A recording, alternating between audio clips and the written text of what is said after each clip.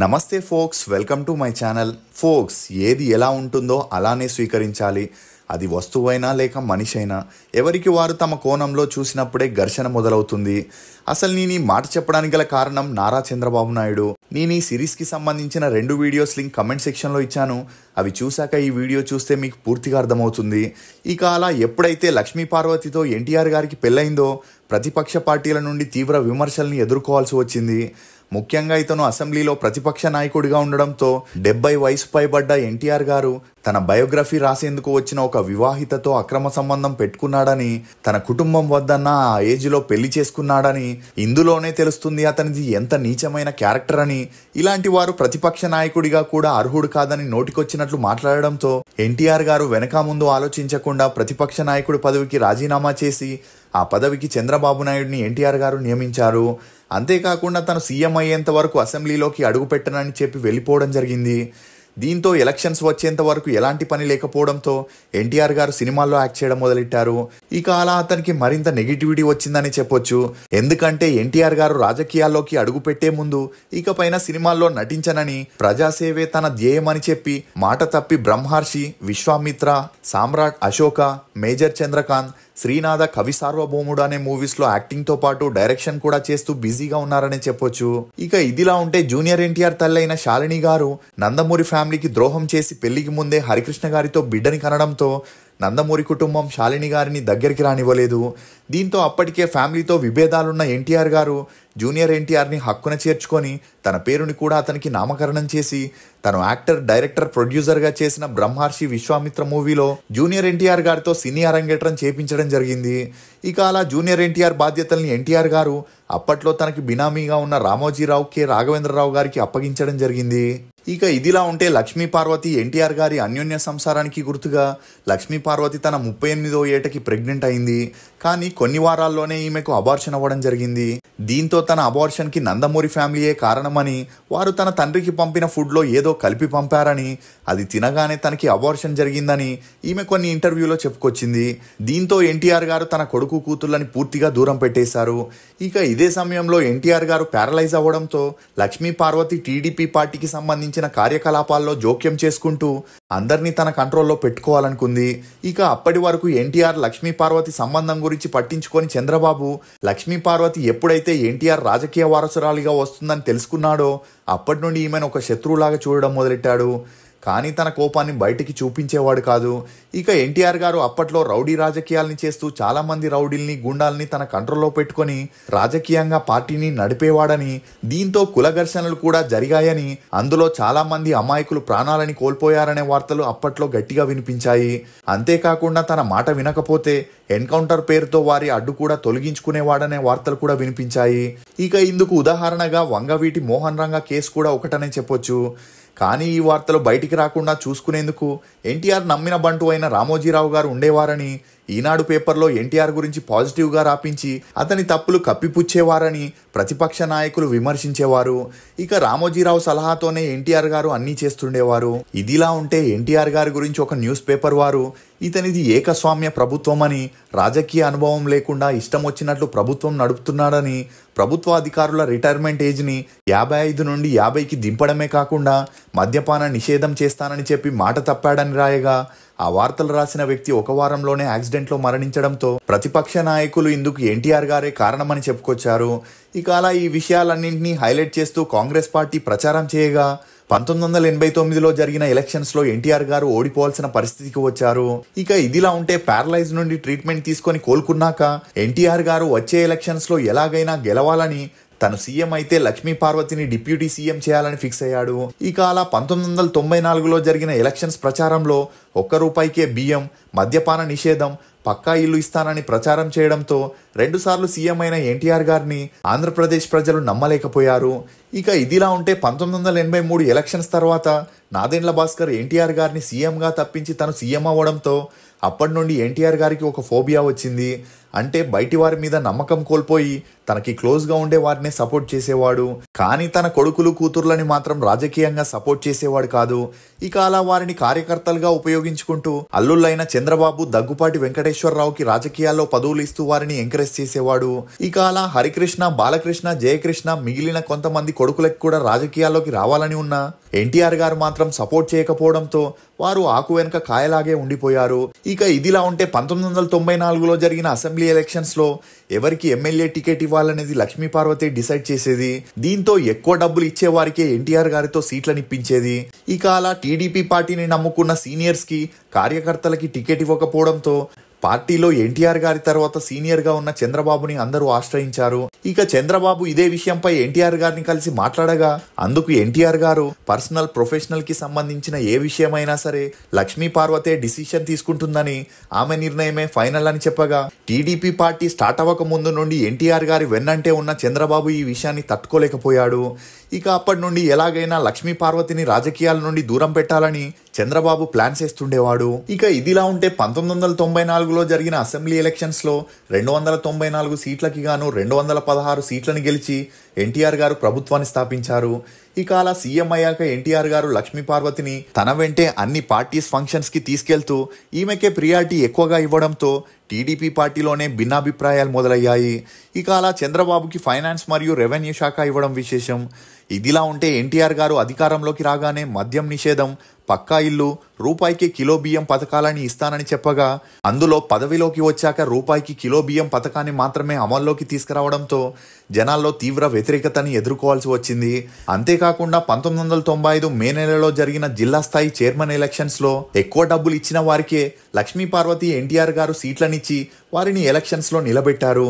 కానీ టీడీపీ ఎమ్మెల్యేలు తమకి అనుకూలంగా ఉండే వ్యక్తులకే ఓటు వేసి గెలిపించడంతో తమ నిర్ణయాన్ని వ్యతిరేకించిన 8 మంది ఎమ్మెల్యేలని వెనక ముందు ఆలోచించకుండా ఎన్టీఆర్ గారు పార్టీ నుండి సస్పెండ్ చేయడంతో అప్పటి నుండి పార్టీలో మరింత గందరగోళం మొదలైంది. ఇదిలా ఉంటే ఎన్టీఆర్ గారికి ఉన్న హార్ట్ ప్రాబ్లం, ప్యారలైజ్ అవ్వడం, షుగర్, బీపీ లాంటి అనారోగ్య సమస్యల వల్ల లక్ష్మీపార్వతిని నెక్స్ట్ సీఎం చేయాలనుకున్నాడు. అందుకు ఒకవేళ తనకి ఎవరైనా ఎదురు తిరిగితే ఆ ప్రభుత్వాన్ని రద్దు చేసి మళ్లీ మధ్యంతర ఎన్నికలకు వెళ్తానని ఎమ్మెల్యేలని బెదిరించేవాడు. దీంతో లక్ష్మీపార్వతి సీఎం అవ్వడం ఎవరికి ఇష్టం లేక 216 మంది ఎమ్మెల్యేల్లో 150 మంది ఎమ్మెల్యేలు చంద్రబాబుకి సపోర్ట్ చేస్తూ ఎలాగైనా లక్ష్మీపార్వతిని రాజకీయాలకి దూరంగా పెట్టమని, లేదంటే మధ్యంతర ఎన్నికల్ని తట్టుకోవడం మా వల్ల కాదని ఎమ్మెల్యేలు చెప్పడంతో చంద్రబాబు ఎన్టీఆర్ గారితో మాట్లాడడానికి మధ్యవర్తిగా రామోజీరావుని, మరికొంతమంది సన్నిహితులని పంపగా ఎన్టీఆర్ గారు మాత్రం పట్టువదలని విక్రమార్కుల్లా ఉండడంతో చంద్రబాబు నందమూరి కొడుకు కూతుళ్లను కూడా పంపించడం జరిగింది. ఇక వారు ఎన్టీఆర్ గారితో మాట్లాడుతూ, మాకు ఇష్టం లేకున్నా పెళ్లి పిల్లలున్న లక్ష్మీపార్వతిని పెళ్లి చేసుకున్నావు, తను మీకు సేవలు చేసేందుకు వచ్చిందనుకున్నామే గాని ఇప్పుడు రాజకీయాల్లోకి తీసుకురావడం మాకు ఇష్టం లేదు. ఇప్పటికే పార్టీలో చాలా వ్యతిరేకత వచ్చింది. ఇలా అయితే పార్టీ విచ్ఛిన్నమవ్వడం ఖాయం. ఇదంతా జరగకుండా ఉండాలంటే లక్ష్మీపార్వతి టీడీపీ పార్టీ విషయంలో జోక్యం చేసుకోకూడదని చెప్పగా అప్పటికే లక్ష్మీపార్వతి ప్రేమలో పూర్తిగా మునిగి ఉన్న ఎన్టీఆర్ గారు వారి మాటల్ని పట్టించుకోకుండా పార్టీలో తన మాట వినకపోతే సస్పెండ్ చేస్తానని, ఒకవేళ ఎదురిస్తే ప్రభుత్వం రద్దు చేసి మధ్యంతర ఎన్నికలకు వెళ్తానని చెప్పగా అప్పటికే సిచ్యువేషన్ చేయిజారిపోయిందని గ్రహించిన చంద్రబాబు నందమూరి ఫ్యామిలీతో మీటింగ్ పెట్టి తనకి సపోర్ట్ చేస్తే పార్టీ చేయిజారిపోదని ఎన్టీఆర్ గారిని మినిస్టర్ని చేసి దగ్గుపాటి వెంకటేశ్వరరావుని డిప్యూటీ సీఎం చేస్తానని, నందమూరి ఫ్యామిలీలోని వారు ఇష్టమున్నప్పుడు పార్టీలో చేరి ఎమ్మెల్యే, ఎంపీగా పోటీ చేయొచ్చని హామీ ఇవ్వడంతో అందరూ చంద్రబాబుకి సపోర్ట్ చేయడం మొదలెట్టారు. కానీ హరికృష్ణ గారు ఫైనల్ గా తన తండ్రితో మాట్లాడాలని, తప్పకుండా తన మాట వింటాడని చెప్పి 1995 ఆగస్టు 24న ఎన్టీఆర్ గారిని కలిసి, నాన్న మీరు లక్ష్మీపార్వతిని రాజకీయాలకి దూరంగా పెడతానని ప్రకటిస్తే మీరున్నంత వరకు సీఎంగా ఉండొచ్చు, లేదంటే మిమ్మల్ని కూడా ఎదురించాల్సి వస్తుందని చెప్పగా అందుకు ఎన్టీఆర్ గారు మీరేం చేస్తారో చేసుకోండి, నా వారసురాలిగా లక్ష్మీపార్వతి టీడీపీ పార్టీలో ఉంటుందని చెప్పడంతో చేసేదేమీ లేక హరికృష్ణ గారు కూడా తన మద్దతుని చంద్రబాబుకి తెలపడం జరిగింది. ఇక టీడీపీ పార్టీలో ఉన్న ఎమ్మెల్యేల డీటెయిల్స్ పూర్తిగా తెలియని ఎన్టీఆర్ గారు ఆ ఎమ్మెల్యేల వల్ల తను సీఎం అవ్వలేదని, ప్రజల వల్లే అయ్యానని, మళ్ళీ ప్రజల ముందుకెళితే తప్పకుండా భారీ మెజారిటీతో సీఎం అవుతాననుకున్నాడు. అందుకు గాను లక్ష్మీపార్వతికి సపోర్ట్ చేసేవారిని తన చుట్టుపక్కన పెట్టుకుంటూ అటు మోహన్ బాబు, ఇటు పరిటాల రవితో లక్ష్మీపార్వతిని కాదనే ఎమ్మెల్యేలను బెదిరించడంతో ఈ వ్యవహారం మరింత ముదిరింది. ఇక ఇదే సమయాన్ని ఉపయోగించుకున్న మోహన్ బాబు ఎన్టీఆర్ గారి డబ్బుతో ప్రాపర్టీస్, ల్యాండ్స్ ని కొని వెల్ సెటిల్డ్ అయ్యాడనే వార్తలు కూడా అప్పట్లో హల్చలయ్యాయి. ఇక ఇదిలా ఉంటే చంద్రబాబు ఫైనల్ గా ఎన్టీఆర్ గారిని కలిసి ఒక్కో ఎమ్మెల్యేని పిలిచి వారితో మాట్లాడండి, ఈ వ్యతిరేకత తొలగి అందరూ మీకు సపోర్ట్ చేస్తారని చెప్పగా, నా వల్ల ఎమ్మెల్యే పదవిలోకి వచ్చిన వారితో నాకు మాట్లాడాల్సిన అవసరం లేదు, లక్ష్మీ పార్వతి నా భార్య, నన్ను స్వీకరించినట్టే తనని కూడా స్వీకరిస్తేనే వారితో మాట్లాడతాను, లేదంటే ప్రభుత్వాన్ని రద్దు చేస్తానని ఆవేశంతో మాట్లాడడం జరిగింది. ఇక అలా చంద్రబాబు 3 గంటల వరకు ఎన్టీఆర్ గారిని కన్విన్స్ చేయడానికి ట్రై చేసిన ఫలితం లేకపోవడంతో తిరుగుబాటు తప్ప వేరే దారి లేదని ప్రకటించాడు. దీంతో 1995 ఆగస్టు 24 రోజు రాత్రి టీడీపీ ఎమ్మెల్యేలందరూ సమ్మేళనమై తెలుగుదేశం పార్టీ లీడర్ అయిన ఎన్టీఆర్ గారిని తొలగిస్తూ చంద్రబాబుని కొత్త నాయకుడిగా ఎన్నుకున్నారు. ఇక అలా అప్పటి స్పీకర్ అయిన యనిమల రామకృష్ణుడు గారు టీడీపీ పార్టీ కొత్త నాయకుడిగా చంద్రబాబుని ప్రకటించారు. దీంతో ఎన్టీఆర్ గారు ముఖ్యమంత్రి పదవికి రాజీనామా చేయాల్సిన పరిస్థితి వచ్చింది. కానీ ఎన్టీఆర్ గారు మాత్రం ముఖ్యమంత్రి కార్యదర్శిగా ఉన్న జయప్రకాష్ నారాయణ గారికి ఫోన్ చేసి తను ప్రభుత్వాన్ని రద్దు చేయాలనుకుంటున్నానని టీడీపీ ఎమ్మెల్యేలు మంత్రులతో ఒక మీటింగ్ని ఆయోజించమని చెప్పగా, అందుకు జయప్రకాష్ గారు ఎన్టీఆర్ గారితో పరిస్థితులు చేజారిపోయాయని, రాజీనామా తప్ప వేరే దారి లేదని చెప్పడంతో వెనకడుగు వేయని ఎన్టీఆర్ గారు ఎమ్మెల్యేలందరున్న వైస్రాయ్ హోటల్కి 1995 ఆగస్టు 25న చైతన్య రథంపై లక్ష్మీ పార్వతితో అక్కడికి వెళ్లడం జరిగింది. ఇక అలా వైస్రాయ్ హోటల్ దగ్గరికి రాగానే చైతన్య రథంపై వీరిద్దరూ నిల్చొని ఎన్టీఆర్ గారు మైక్తో తన పార్టీ ఎమ్మెల్యేలందరూ తనతో వచ్చి మాట్లాడాలని, మీ సమస్యలని చెప్పుకోండి అని చెబుతున్నప్పుడే ఎన్టీఆర్ గారి పక్కనున్న లక్ష్మీ పార్వతిని చూడగానే టీడీపీ పార్టీ కార్యకర్తలు కోపంతో ఊగిపోయి ఆమె మీద చెప్పుల్ని విసిరారు. కానీ ఆ చెప్పులు ఎన్టీఆర్ గారికి తగలడంతో కోపంతో ఎన్టీఆర్ గారు పక్కనే ఉన్న పోలీసులకి తన ఎమ్మెల్యేలని బయటికి తీసుకురమ్మని వారిని బంధించారని ఆర్డర్ ఇచ్చినా వారు పట్టించుకోలేదు. దీంతో కార్యకర్తలందరూ కలిసి లక్ష్మీ పార్వతి డౌన్ డౌన్ అని అరుస్తూ గో బ్యాక్ ఎల్బీ అనే నినాదంతో తమ నిరసనని వ్యక్తపరిచారు. కానీ ఎన్టీఆర్ గారు ఎలాగైనా ఎమ్మెల్యేలని కలవాలని సాయంత్రం 5 గంటల నుండి 8 గంటల వరకు హోటల్ బయటే వేచి చూసినా ఎవరూ ఎన్టీఆర్ గారిని కలవడానికి రాలేదు. ఇక అలా అతనిపై చెప్పులు విసరడం, పోలీసులు కార్యకర్తలు కూడా తనని అవాయిడ్ చేయడంతో ఈ అవమానాన్ని ఎన్టీఆర్ గారు తట్టుకోలేక కొత్త పార్టీ పెట్టి తనేంటో అందరికీ చూపించాలనుకున్నాడు. అందుకుగాను లక్ష్మీ పార్వతితో కలిసి ఎన్టీఆర్ తెలుగుదేశం అనే పార్టీని 1995లో స్థాపించి దానికి లక్ష్మీ పార్వతిని ప్రెసిడెంట్గా నియమించాడు. ఇక ఈ కొత్త పార్టీ కోసం టీడీపీ పార్టీలోని ఫండ్స్ని డ్రా చేస్తుండడంతో చంద్రబాబు ఆ అకౌంట్ని సీజ్ చేసి ఎన్టీఆర్ గారిని ఆ అకౌంట్ నుండి బ్లాక్ చేయడం జరిగింది. దీంతో ఎన్టీఆర్ గారు హైకోర్టులో కేసు వేయగా హైకోర్టు చంద్రబాబుకి ఫేవర్గా తీర్పునిచ్చింది. ఇదిలా ఉంటే టీడీపీ సింబల్ అయిన సైకిల్ గుర్తు తనకే చెందిందని ఆ సింబల్ కోసం ఎన్టీఆర్ గారు హైకోర్టులో కేసు వేయగా అక్కడ కూడా చంద్రబాబుకే ఫేవర్గా తీర్పు రావడంతో ఎన్టీఆర్ గారు మానసికంగా కృంగిపోయారు. అందుకు తోడు 1995 సెప్టెంబర్ 1న చంద్రబాబు టీడీపీ ఎమ్మెల్యేల సపోర్ట్తో సీఎంగా ప్రమాణ స్వీకారం చేశాడు. దీనికి నందమూరి ఫ్యామిలీ కూడా సపోర్ట్ చేయడం ఎన్టీఆర్ గారు తట్టుకోలేకపోయారు. మన పెద్దలు ఇల్లు గెలిచాకే రచ్చ గెలవాలని చెబుతారు, కానీ ఎన్టీఆర్ గారు మాత్రం ఇల్లుని పక్కన పెట్టి ముందు రచ్చ గెలవాలనుకోవడంతో ఇన్ని సమస్యల్ని ఎదుర్కోవాల్సి వచ్చింది. ఇక 1999లో జరిగిన అసెంబ్లీ ఎన్నికల్లో ఎన్టీఆర్ గారు తెలుగుదేశం పార్టీ నుండి పోటీ చేసి గెలవాలని తనేంటో ప్రూవ్ చేసుకోవాలనుకున్నారు. కానీ అప్పటికే ఎన్టీఆర్ గారికి ఆరోగ్యం విషమించి 1996 జనవరి 18న హార్ట్అటాక్ వచ్చి తన 72వ ఏటకి తిరిగి రాని లోకానికి వెళ్లిపోయారు. ఇక ఎన్టీఆర్ గారు రాజకీయాల్లో ఎన్నో తప్పులు చేసినా తన సినిమాల వల్ల ప్రజల్ని అలరించారు కాబట్టే అతను మరణించినప్పుడు 5 లక్షలకి పైగా ప్రజలు అంతిమ దర్శనానికి రావడం జరిగింది. అసలు లక్ష్మీ పార్వతి ఎన్టీఆర్ టీడీపీ పార్టీని క్లోజ్ చేయడానికి గల కారణాలేంటి? చంద్రబాబు 1,00,000 కోట్ల స్కామ్స్ ఎలా చేశాడు? చంద్రబాబు జైలుకి వెళ్లడం వెనుకున్న రహస్యం ఏంటి? జూనియర్ ఎన్టీఆర్ని టీడీపీలో ఎందుకు చేర్చుకున్నారు అనే నమ్మలేని నిజాల్ని రేపటి వీడియోలో తప్పకుండా చూడండి.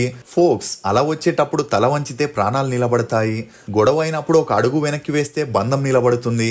వెనక్కి తగ్గడం వల్ల క్షణం మాత్రమే ఓడిపోతాం, కానీ బంధం నిలబడడం వల్ల జీవితాంతం గెలుస్తూనే ఉంటాం. ఇది ఫోక్స్, చంద్రబాబు నాయుడు గురించి కొన్ని నమ్మలేని నిజాలు. ఈ వీడియో మీద మీ అభిప్రాయాన్ని కమెంట్ సెక్షన్లో తప్పకుండా తెలియజేయండి. మేము చేసిన ఈ వీడియో మీకు నచ్చినట్లయితే ఒక లైక్ ద్వారా మీ సపోర్ట్ని మాకు తెలియజేయండి. For more interesting videos please subscribe to CR voice. Thank you.